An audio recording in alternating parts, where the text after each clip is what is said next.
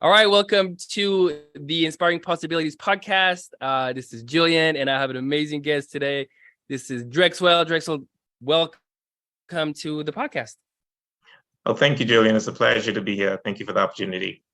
Absolutely, man. Like, whenever I learned a little bit more about you, I was just really excited about our conversation because I could see it going so many different ways.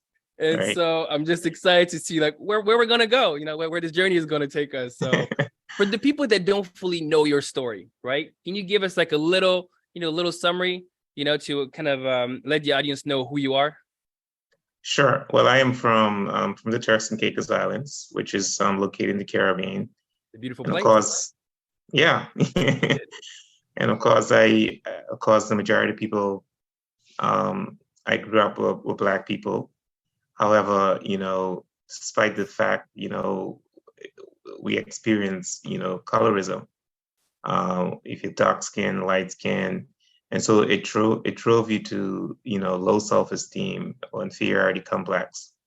And so I suffered that most of my life. However, I overcame it a few years ago, not too long ago, but I overcame it. And that's basically the story. Of course, I grew up from a family that didn't have much, but I was able to get a scholarship to go to a college and university in Ohio. And I got my accounting degree and an MBA in finance, and then I got my CPA. And here I am now at my own practice. That is amazing. And you have 5 kids. You almost beat me. Yes. You almost beat me with my 6. And then you have a little bit you have close to the same as me. So you have 4 boys and 1 girl. Yes, that's correct. Right. So how does it feel to have, I know a lot of people ask me that, right? So I'm gonna see on your side if it's the same or not. Do you feel like it's easier to raise boys or girls? Wow, it depends. I mean, it depends on the situation. I mean, when it comes to relationships, it's easy to raise boys when they have their boyfriend and girlfriend. But when it comes to my daughter having a boyfriend, that was the hard part for me.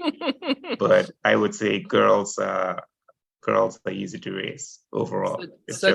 Such a finance mind answer. It's very detailed and it depends variables, I would just say, boys, you know who you get. This is what it is. There's no with my girl, not 2 girls, but one is 13 weeks old. The other one is turned 11 yesterday.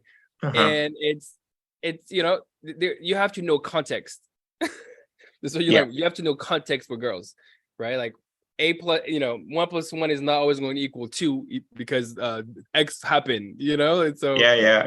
You have to know more context. The boys is literally this one is this one, and usually is always this one. That one is usually always that one, and so you usually get the same type of behavior from them. Yeah. Whereas my one older girl right now is it just depends.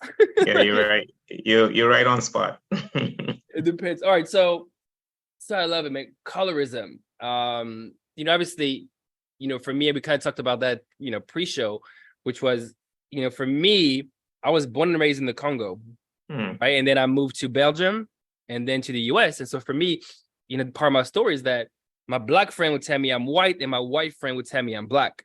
Oh, wow. And so I'd be in a weird place of like, I don't know where do I go, right? Because most kids, like, you want to go and be part of a quote unquote group, right? Like I just don't want to be in the middle. And exactly. Right, you don't want to be in the middle. And my mom was like amazing at kind of building that self-esteem of say like, no, listen, you're not Black, you're not white, you're mixed, right? And you say, and you have the best of both worlds, right? That's it. You're smart That's it. and you fast, like that's what you used to always say. And it took like you just a long time to get to that place of like understanding and acceptance of, oh wow, one of the reasons I've had that chip on my shoulder was because I felt just a little bit less than, right? Because that's the reason I have this blue background. I tell people all the time, like, especially when you're with boys, it's like, it's very harsh kind of, like jokes, right? Like you just like tease each other and stuff. And whenever you mix, like like one of the things that I experienced was that, they would come together and would say, hey, like if everybody goes back to their country, Black people, you go to Africa, white people, you go to Europe, but you guys, you mixed kid, you go in the ocean. You guys don't have it. You're just not this or that. and for me, it was just like, that's like automatic, like we're Yeah. fighting, like this is automatic, trying to get your respect. But I used to not appreciate that until I got older and realized like, no, there's power inside of like mixed heritage, inside of like, right? Yeah. Being a different country. And even now I'm married to somebody that is, that is white and, from the US. And so we even have mixed kids. So there's a beauty there. So talk to me about kind of like how you overcame it.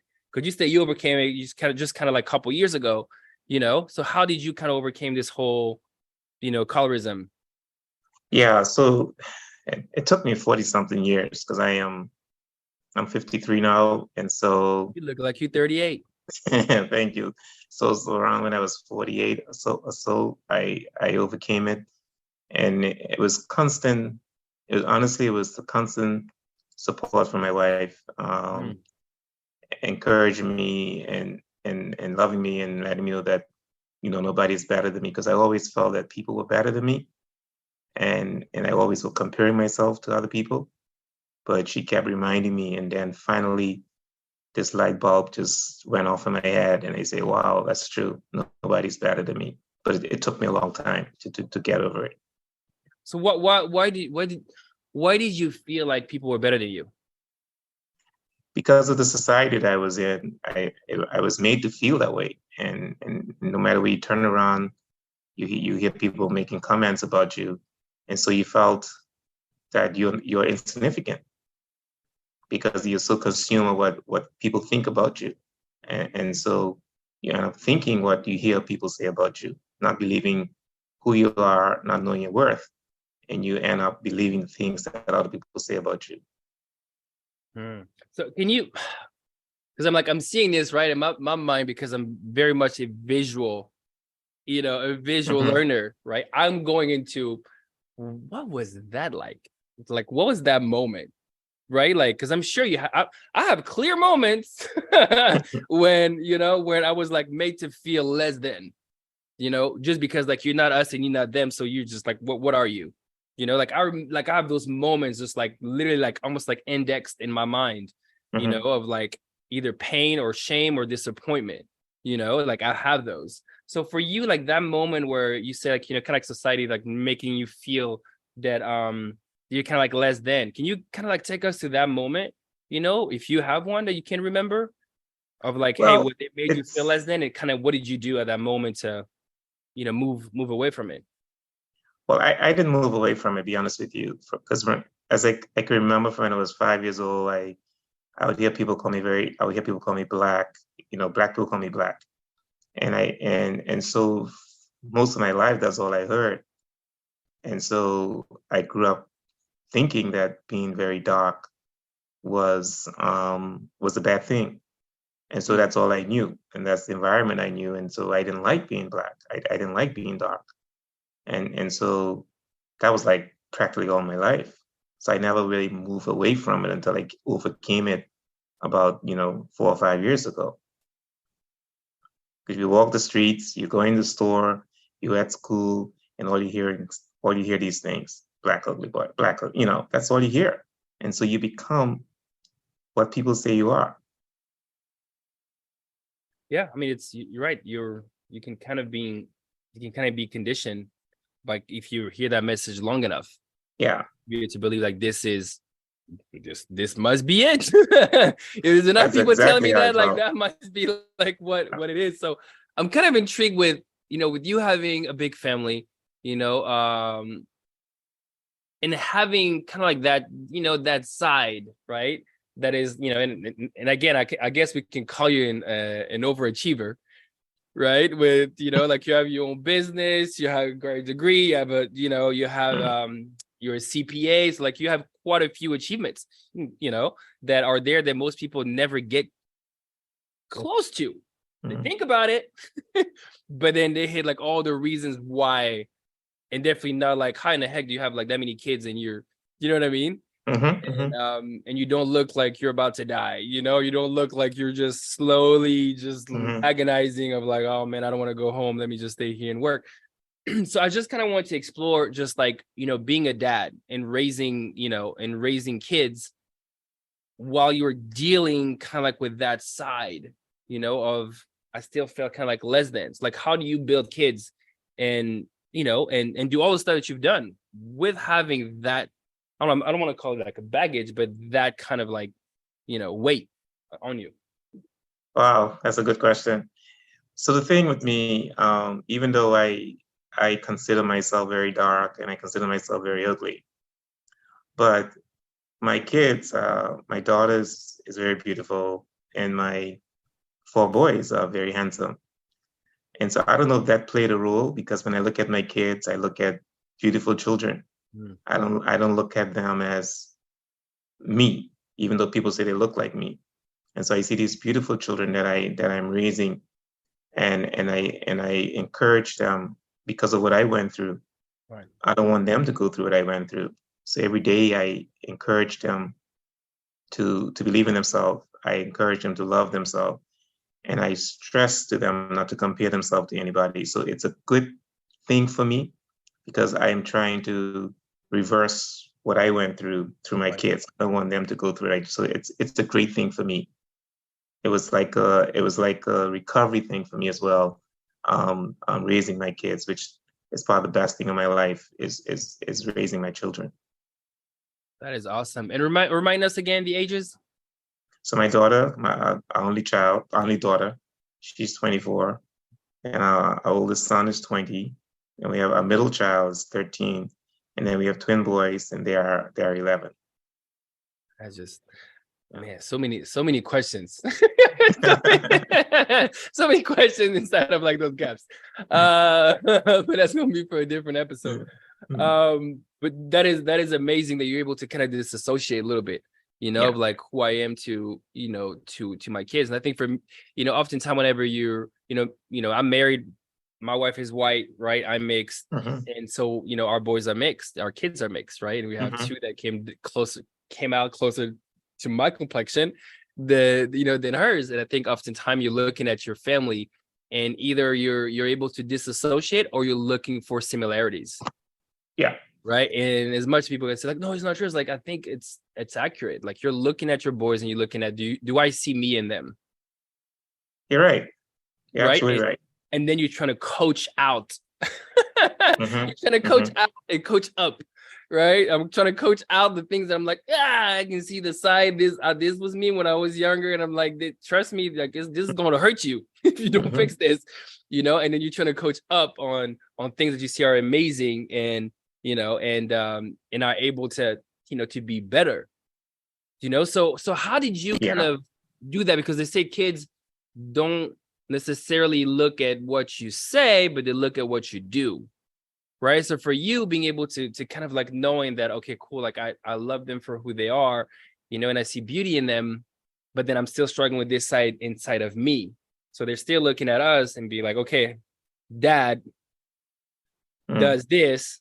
Like, how were you able to not give them this mirror view of like, this is the side that I don't want you to get, so how were you able to coach out? Wow.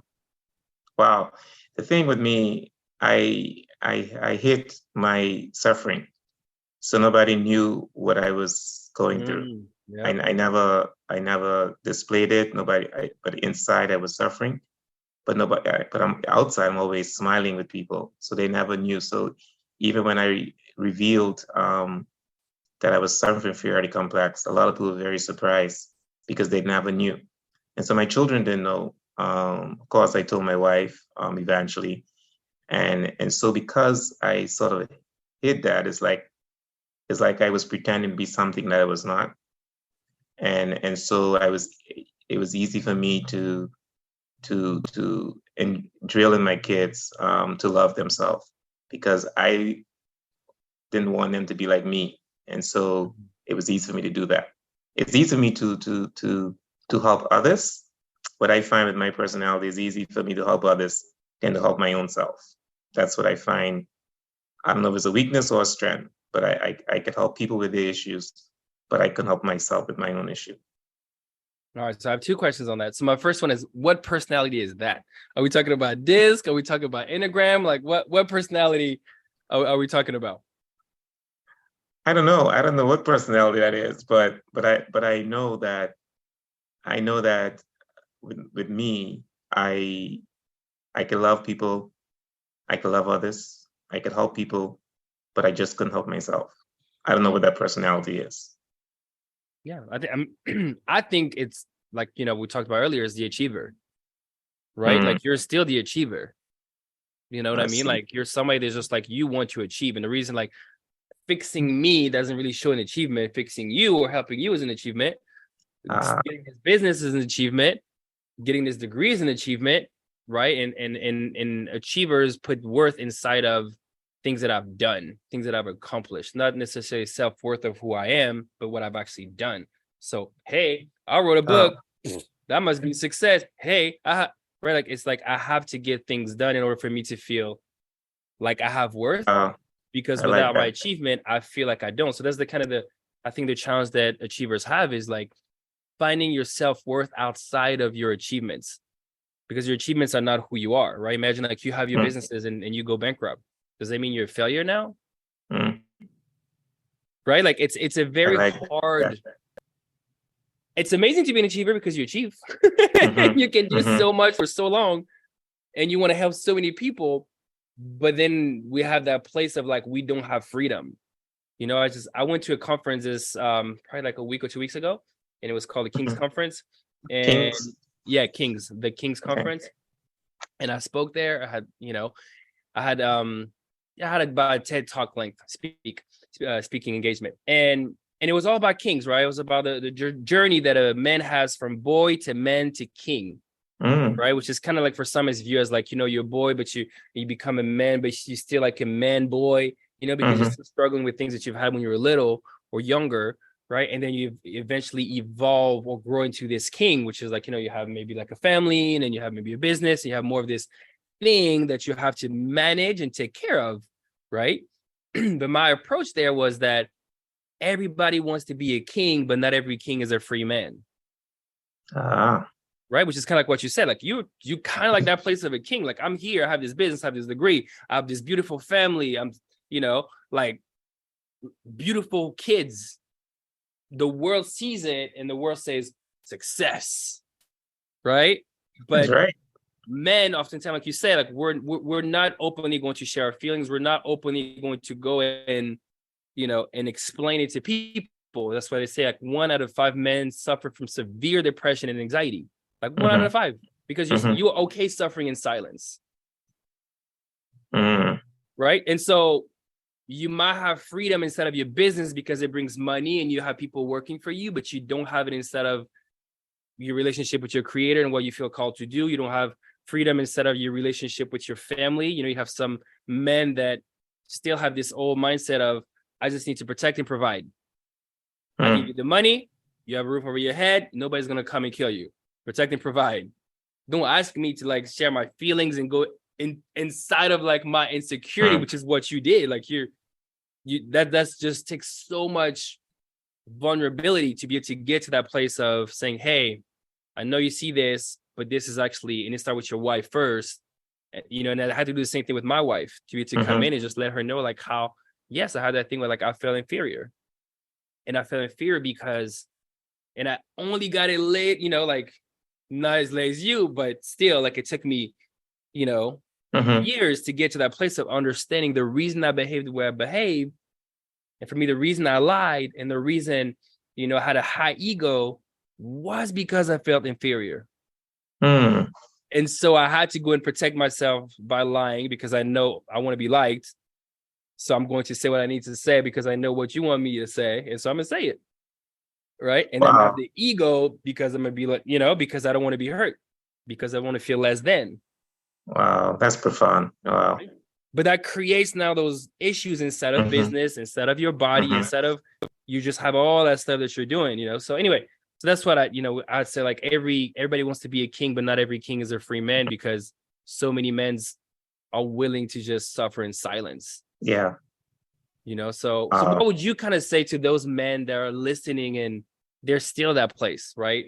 Maybe for them it's not colorism, it's something else, and they're suffering in silence. Like how would you coach them out of like that place that they're in? Well, I would first coach man by, telling them to recognize how important they are and how valuable they are to society, and that, too many times we are so bogged down into what society dictates as success, and that's our problem. And I believe that everybody has a special gift or talent within themselves. And I would encourage them to read and do a lot of research on what other people went through, and recognize that they too can do the same thing. And they have to believe in themselves, and to get over this fear. Because, as I always tell people, the greatest obstacle in most of our lives is fear. We are afraid. And if we could get over that, we could achieve anything. And that's what I would encourage other men to do. I love it. So what do you think is kind of like that, like that characteristic, or trait that makes you kind of like that person, right? The one that said, hey, I know I'm no longer okay suffering in silence, right? Like I'm no longer okay with that. And being able to step into this new kind of, one of the podcast episode, I talked about like healthy masculinity, which is more like what you said, which is like, integrity, authenticity. Like I'm not going to come in high because the world might say that a man is not supposed to talk about his feeling, or is supposed to just show this, this is me hitting my chest, by the way. If you get in my face and hear me, right? Like I'm tough. Like I can hit whatever you can throw at me. Like it doesn't stick. Where in reality it does stick and actually does hurt. But I'm not willing to tell you that it does stick and it does hurt, because the perception is like the man is supposed to be tough and just keep walking and don't stop, and don't share those little feelings because it might be viewed as a weakness. So like, what do you feel like is for you the trait or characteristic that allow you to kind of step out of that, that view of toxic masculinity? I think the trait, we have to reach a point where we build up our confidence level and reach a point where you don't care what people think or say about you. You have to. I think that's the problem. I think that's the solution. The problem is we are so concerned with what people think, and so we have to just say, I don't care what people say. Just be you, be yourself, and as a result, when you reach that point where you don't care what people think or say about you, you end up becoming confident about yourself. And if you become confident, it will take away that fear that you have, and you'll pursue anything, because now you believed in yourself. You believe that you are great. You believe that you have a special gift. You believe that nobody is better than you. You just believe. And I think that's the trait that we need to just don't care what people think. So you think do you think for you then it got developed over time, confidence? Or do you feel like you kind of had it there and was just like not willing to step into kind of like this freedom, this freedom of king that's free now? It's like, listen, I'm gonna tell you what it is. Like you might not like it, but this is what it is. No, it was over time for me. Over time. It was over time. Absolutely over time. And now I reach a point where I am too confident, so I went from one extreme to the next. Right. I think that's, that can be sometimes. And that can be sometimes like the other place, right? Where it's like the pendulum swings, and you go to the other side, and now you're no longer in freedom because now you're just kind of that place of over. You look at people that maybe used to not have freedom in their body, right? Like, for example, like you can't run, you can't just even help your wife move couches because your back hurt or your knee hurt or whatever that is, right? And then you went to that extreme where like now you working out like 2 a day. You do morning and afternoon. Like you're a pro athlete, and you're not. Yeah. And you're not. You just went to, and now you're neglecting your family because you have this. I don't know, I'm call this new addiction, but like you have this new obsession that is there. So now although your body is good, but now you're no longer in freedom inside of your body because you're just at this extreme. That's there. So what do you think is that moment for you then? That I know we said over time, right? But with all my being, I believe that change happens like in an instant. Like the outcome might happen later, but change, when you decide like I'm done with this, like it happens like that moment. So what was it for you that made you kind of get to that place of now you have it, you have that confidence? Was it an event? Was it a conversation? Like what made you kind of get out of that autopilot and you went like, okay, this is it? Oh, okay. So I hear what you're saying. So I think that moment, about 4 or 5 years ago, I started writing articles, and then I think that was the moment when I started writing these weekly articles, and I was able to influence a lot of people in the community based on the feedback that they provided me. I think that was the point that built up my confidence, even though I don't believe that people have to be validated by others, but it does help. And that was the point that sort of built up my point. That's awesome. Yeah. So what are those weekly, what were those, or are you still writing? I still write. I've been writing now for 4 5 years nonstop. Every week I write 2 articles. I write an That is inspirational awesome. article, and then I So what write is a the community. topic? It varies. Like for the inspirational, I have an inspirational. Every Wednesday I write an inspirational article just to motivate people, encourage them. But then on Mondays I write a community articles. It could be political, it could be financial, it could be on health matters. It's just a variety of community issues I write on Mondays. And so those are like what, like your own community, or are they like on a bigger platform?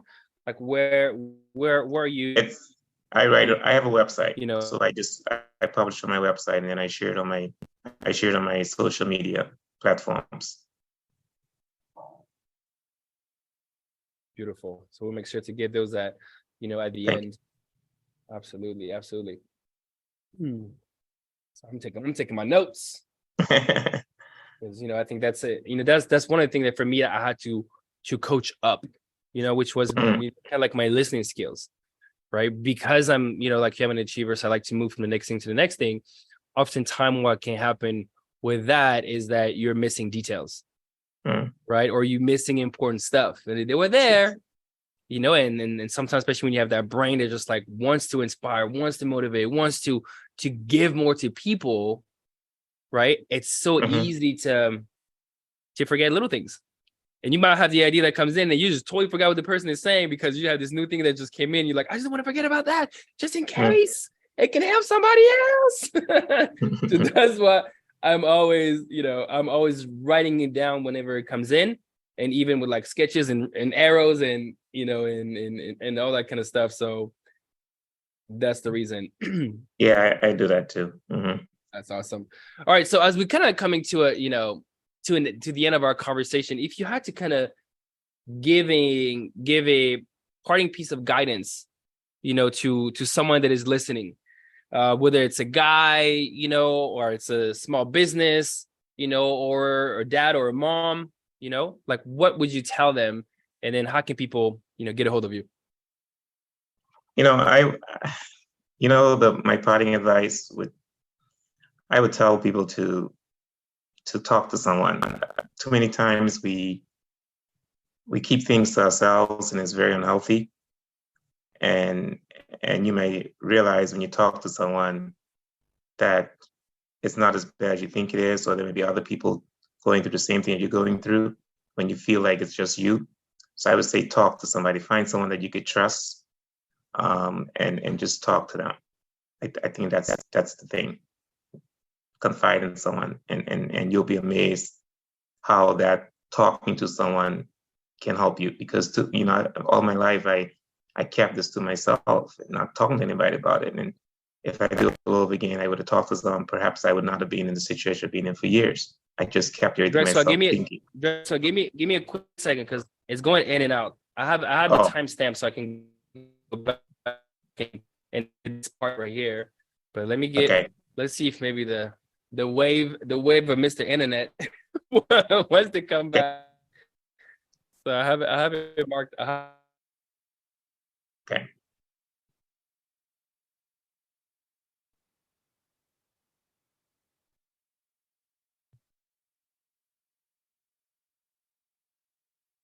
can't hear you. Can you hear me? Yes, I can hear you now. Can you hear me? Okay, Yes. beautiful. Yeah, I saw it coming. I'm like, okay, here we go. Zoom is about to try to reset on us. So I timestamped the stuff. So let me go back to my question, and then you know, hopefully you can remember what you said. Yeah. What you said. So as we're getting to the end of our, you know, time together, give us a parting piece of guidance and in the way that somebody can get a hold of you. Sure.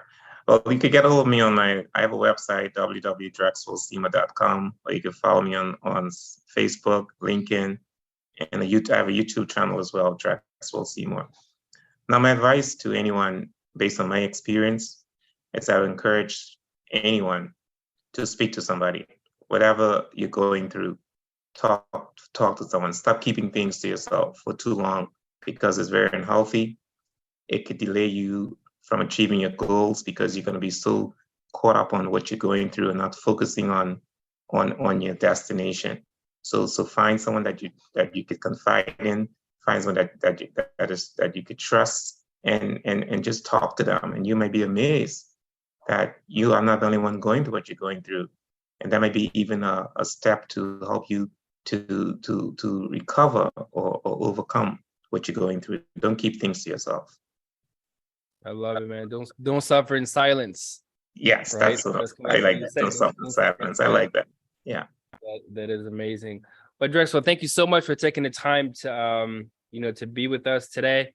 I know you're a busy man, so really appreciate you. And then we'll talk to you soon. Thank you.